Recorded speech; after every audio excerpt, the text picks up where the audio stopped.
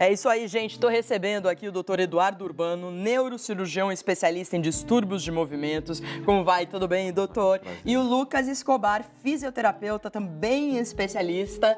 Tudo bem? Lucas, vamos começar falando do que é. A gente falou um pouquinho o que é o Parkinson, mas você podia descrever pra gente, porque às vezes as pessoas não sabem a idade que começa, se em todo mundo vai começar, o que é exatamente, doutor? Então, assim, Parkinson é uma doença muito prevalente no nosso país e no mundo inteiro, né? Nós estimamos que cerca de 1% da população acima de 60 anos tenha a doença, um parkinsonismo, né? A doença de Parkinson é a forma mais comum das doenças que se manifestam de uma forma que parece a doença de Parkinson, né? Ela é normalmente uma doença que é caracterizada por tremores, né? Principalmente nos braços, às vezes nas pernas, uma lentidão... E nas mãos, né? Nos braços, mãos. Uma dificuldade para fazer movimentos automáticos, então, conforme vai passando o tempo, a pessoa vai deixando de conseguir fazer coisas simples, né? Por exemplo? Como assinar, escrever, né? Um sintoma muito comum no começo da doença é uma dificuldade para assinar cheques, para escrever pequenos bilhetes, a letra vai ficando pequena, esse automatismo ele vai se perdendo. E conforme a degeneração ela vai progredindo, isso vai acometendo outros fenômenos que nós temos relativamente automáticos no nosso corpo. Então ela é progressiva? Ela é progressiva. Se não tratada da forma mais eficaz, né? É uma doença degenerativa. Entendi. Né? Então, no sistema nervoso, nós temos o Alzheimer, que é um quadro degenerativo extremamente conhecido, é o mais comum. E a segunda doença mais comum é o Parkinson. É uma doença degenerativa. Existem várias explicações para como que ela ocorre, né? Tem fatores genéticos, fatores ambientais, fatores imunológicos, e com isso você vai deixando de produzir uma substância no seu cérebro, que é a dopamina. Isso é um neurotransmissor. Que é um neurotransmissor, né? E ele faz parte das transmissões. O nosso cérebro, ele é ativado como se fosse numa matriz, numa rede. Então você ativa várias regiões ao mesmo tempo. E pela falta desse neurotransmissor, você vai começando a ter perda de funções. Entendi. É um quadro progressivo. Tratando, a gente consegue atenuar bastante esses sintomas. A gente já vai falar do tratamento, mas eu quero agora chamar o Lucas para a gente falar um pouco da importância da fisioterapia, que é uma fisioterapia direcionada para esse tipo de paciente, não é? Sim. Sim, como ele estava falando, esses pacientes eles perdem funções do dia a dia, né? E com isso eles acabam tendo alguns riscos também. Por exemplo, tem estudos recentes mostrando que nos primeiros 3 meses que o paciente é diagnosticado, ele tem 30% de incidência de queda. E em 12 meses, isso aumenta quase o dobro, vai para 70%, é mais do que o dobro, na verdade. Então, assim... Mas por quê? Se ele movimentos porque a perna fica bamba? Porque ele perde tanto o automatismo da marcha, da caminhada, como ele tem déficits também neuromusculares. Então, ele tem muita rigidez, ele gira o corpo em bloco, por exemplo. Então, esses déficits vão fazendo com que ele perca muitas funções do dia a dia. Então, a fisioterapia é necessária para um paciente desse, É bem necessário, bastante. Os guidelines, né, os guias de melhores práticas indicam a fisioterapia nos primeiros momentos do diagnóstico, sabe? Justamente para a gente poder ganhar um pouco mais de função, ganhar mobilidade, enfim, todos esses desfechos que para o paciente são bem importantes, né?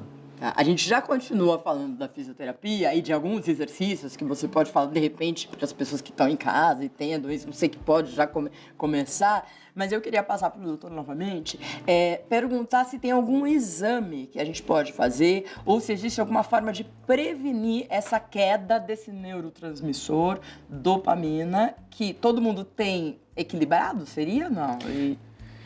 Não, né? Relativamente equilibrado, né? Hoje, o diagnóstico ele é basicamente clínico, né? Então você... Começa a sentir Você e aí começa a sentir, então... Existem alguns sintomas que eles podem, às vezes, ocorrer antes, né? Às vezes a pessoa começa a ter uma perda de olfato, alguns distúrbios de sono, e aí conforme vai passando o tempo ela vai perdendo a capacidade motora, né? Ou com uma dificuldade para caminhar, para fazer movimentos simples, ou mesmo um tremor. Ela procura um médico, Baseado no quadro clínico e na forma como esses sintomas progrediram, ele vai suspeitando dessa doença.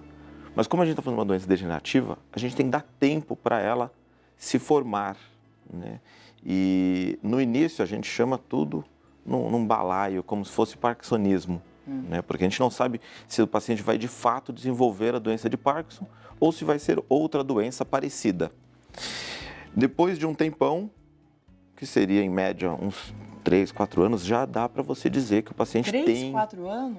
Aí a gente Mas 3, 4 anos já tem que ter começado a fisioterapia. Sim, a fisioterapia ela vai começar para todos os doentes desde o começo. O que pode ser semelhante? O que você pode confundir? Nós temos alguns quadros demenciais que se misturam com a doença de Parkinson, né? Então tem algumas doenças como atrofia de múltiplos sistemas, demência de Lewy, que são doenças parecidas. A gente chama isso de Parkinson Plus, que seria um quadro de Parkinson, mas com mais alterações ou cognitivas ou de outras funções que não ocorrem tão frequentemente na doença de Parkinson. Conforme vai passando o tempo, você vai definindo o diagnóstico. Num caso normal, só conversando com a pessoa, você já define que ela tem Parkinson.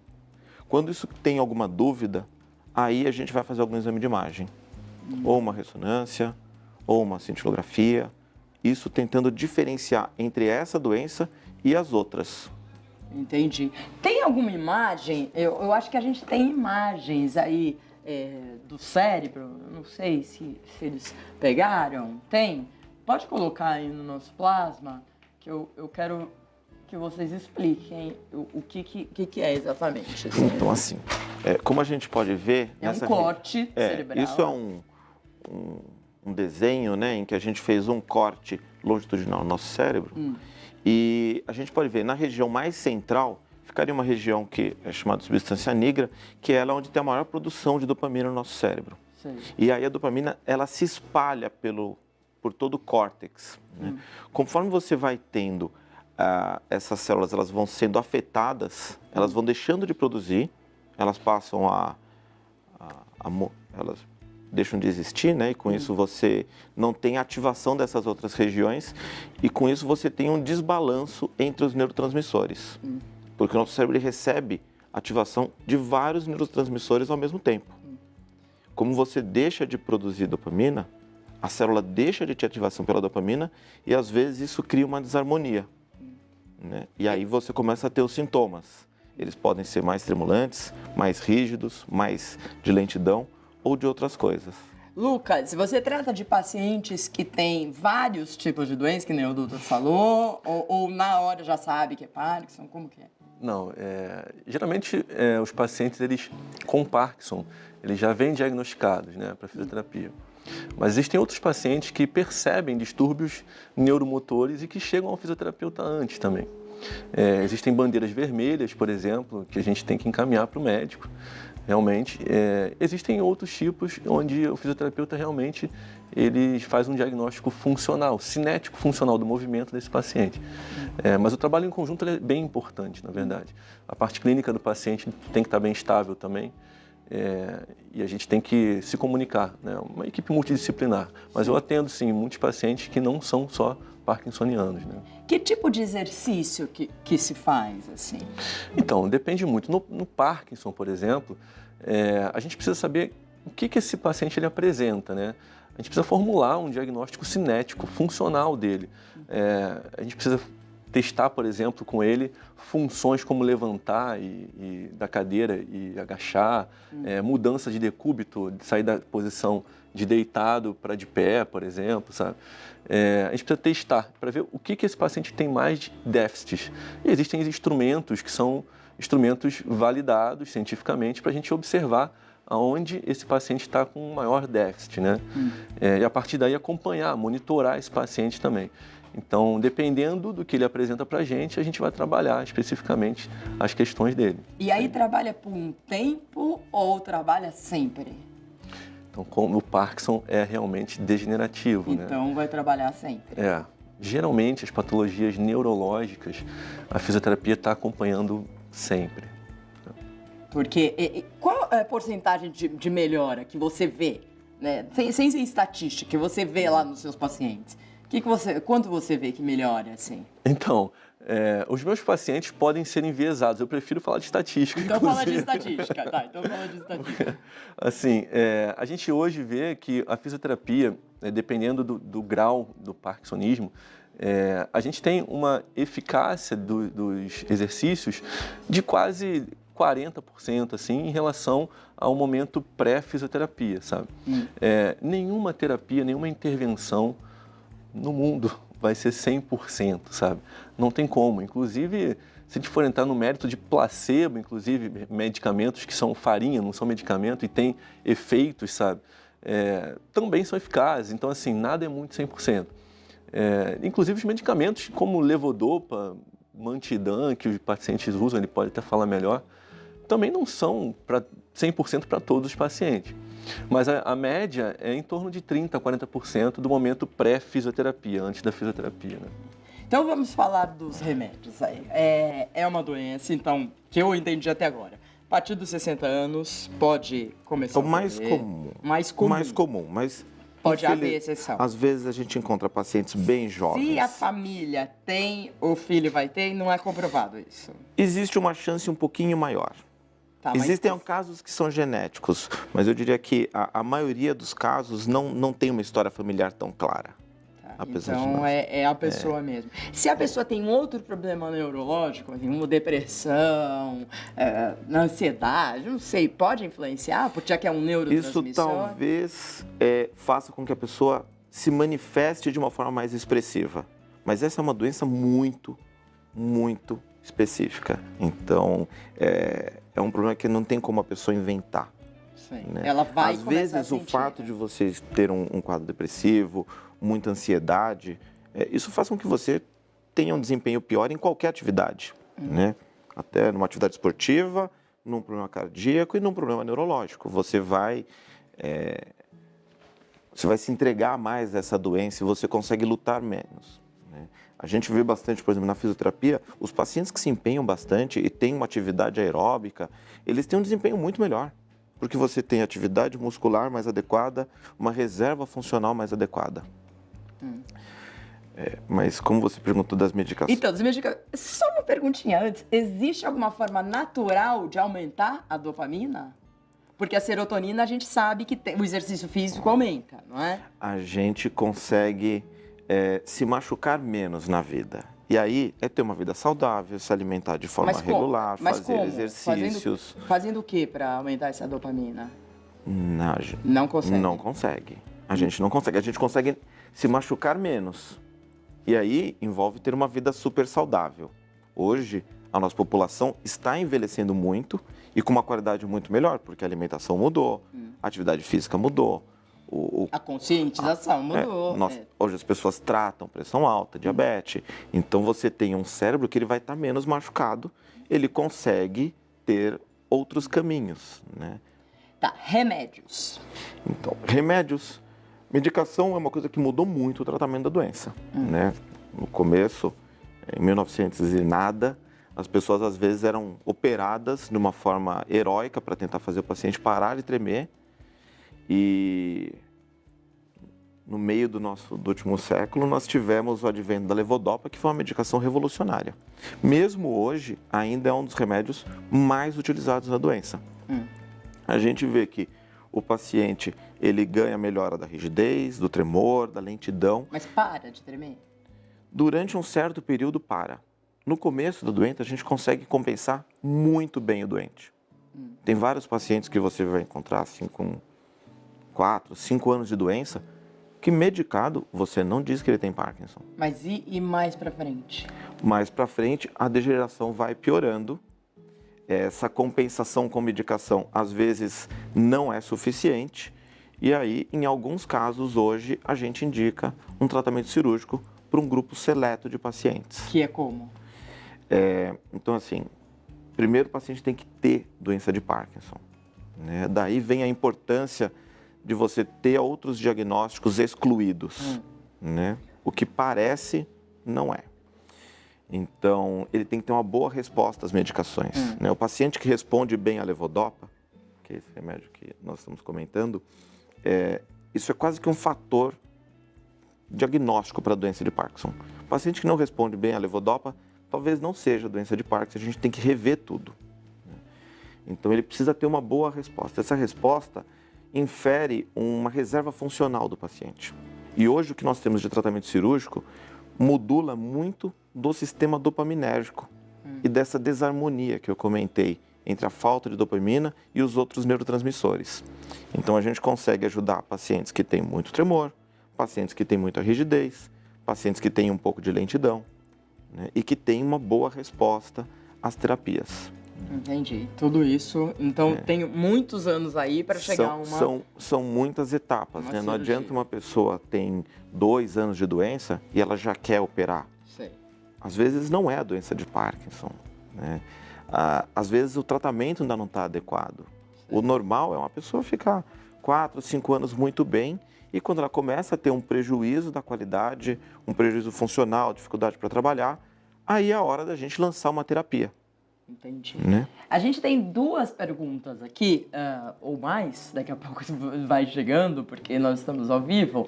A Sandra pergunta, olha, ela fala: oi, minha sogra treme as mãos desde que a conheço. Ela tem 83 anos e tem boa saúde. Somente tremer as mãos com nenhum outro sintoma. Tremer as mãos com outro sintoma. Tenho que me preocupar? Tem exame para diagnosticar? Tenho 2 filhas, teria algum risco? Sandra, do Rio de Janeiro. Bom dia, Sandra. Esse quadro de tremor, e um tremor de longa data, desde que você a conhece, isso não é comum na doença de Parkinson. Isso é comum numa outra doença que chama-se tremor essencial.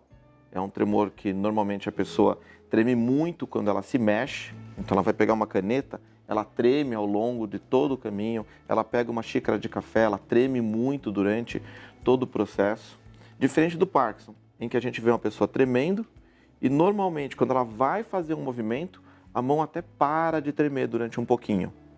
Tá. Né? Então, aqui nós estamos falando de uma outra doença que tem um tratamento específico.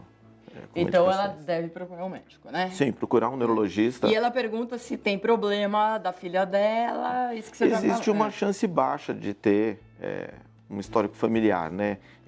É fácil quando a gente ouve uma história em que assim, olha, minha avó tinha tremor, meu pai tem tremor e eu tô tremendo um pouquinho.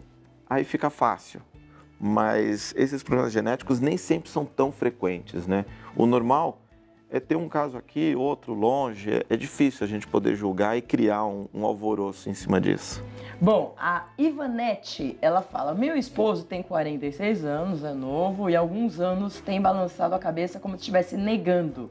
Isso pode ser Parkinson? O que fazer? Ela é de São Caetano, em Pernambuco. Então, Ivanete, o Parkinson é um tremor normalmente que pega mais os braços, mais as mãos, né? Existem alguns pacientes que eles têm tremor na cabeça? Existe. Mas um tremor que ele fica restrito à cabeça, ele não é tão comum na doença de Parkinson. Existem outros tremores que eles têm características como essa, né? O tempo muda muito. Quando a gente fala, olha, ele tem um tremor há 1 ano, às vezes não deu tempo dele ter outros sintomas. A gente precisa esperar um pouquinho mais de tempo. Numa situação como essa, é importante procurar um neurologista que seja especializado no tratamento de distúrbios de movimento, que ele consegue fazer o diagnóstico e dar a medicação correta. Não adianta, às vezes, a gente dar um remédio que funciona bem no Parkinson, num tremor cinético, né? Num tremor que ele ocorre com movimento ou só em postura. Ele é muito novo, né, para ter esse tipo de tremor. Ela é de uma cidade pequena, provavelmente, em Pernambuco. Eu confesso assim, eu trato muito doente com Parkinson, né? Então, eu tenho pacientes que têm Parkinson com 46 anos, eu tenho pacientes até já operados com 46, pacientes até mais novos que isso. Quando a gente pensa, o normal é ser uma coisa de pessoas mais idosas, mas essa é uma idade que ocorre a doença de Parkinson. Então, um conselho seria ela ir, de repente, para a capital, procurar um neurologista. Procurar um neurologista.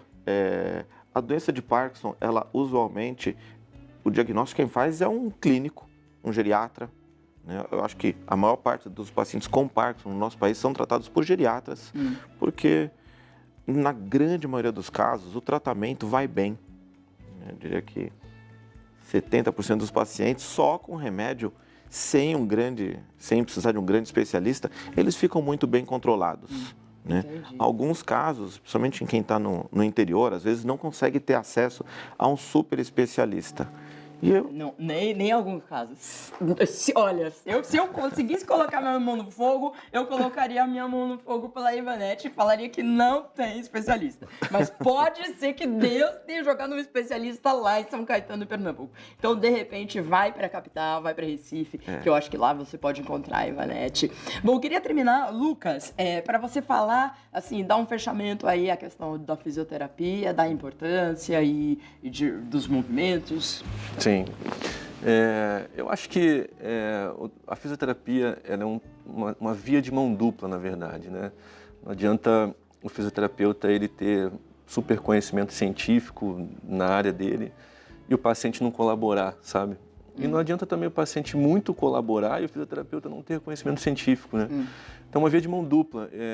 Eu acho que essa aliança terapêutica entre o fisioterapeuta, o médico, inclusive, também, ela tem que existir, sabe? Porque o paciente ele tem que estar vocacionado, ele tem que estar determinado, ele tem que se dispor a fazer a terapia e também tomar os medicamentos, enfim. Eu acho que é todo um construto, na verdade, muito psicossocial, sabe? E não só clínico, sabe? Não só de doença especificamente, assim. Acho que tem que ter um algo muito maior nesse sentido, sabe? E eu acho que toda vez que isso acontece, a gente vê bons resultados também. Essa aliança terapêutica, ela influencia no tratamento, sabe? Ela tem um tamanho de efeito no tratamento. Então, eu acho que os pacientes hoje que estão assistindo a gente, acho que podem pensar melhor nisso também, assim. Não se focar tanto na doença, mas focar no que tem aí ao seu dispor hoje de ciência, sabe? De vontade dele próprio, enfim, acho que é por aí, assim, é mais humana a coisa, sabe? Bom, quero agradecer ao Dr. Eduardo Urbano, neurocirurgião especialista em distúrbios de movimentos. Os contatos 0 operadora 11 3435 7069 ou 0 operadora 11 2574 0954 e o Lucas Escobar, que é fisioterapeuta, especialista, www.fisioterapiaemcasarj.com. Telefone para o WhatsApp da empresa Fisioterapia em Casa RJ é 0 operadora 21 97930 4143. Muito obrigada nesse dia de conscientização. É importante a gente receber vocês, falar, porque tem muita gente que tem dúvidas, né? Você viu as dúvidas? Né? A pessoa nem sabe o que tem. Então, é complicado. Do interior, não tem acesso. É aquele problema do Brasil, né? Vocês que lidam com a medicina sabem que a gente tem que sempre estar estudando, colaborando, para ver se a gente melhora um pouquinho, pelo menos. Muito obrigada, gente. Bom dia para vocês. Bom, vocês viram que nesse programa a gente sempre dá informação, dicas para você importantes para que você possa se munir de informação e entender o que acontece com você ou com seu amigo, seu vizinho, com seu filho. Tá sempre bem informado.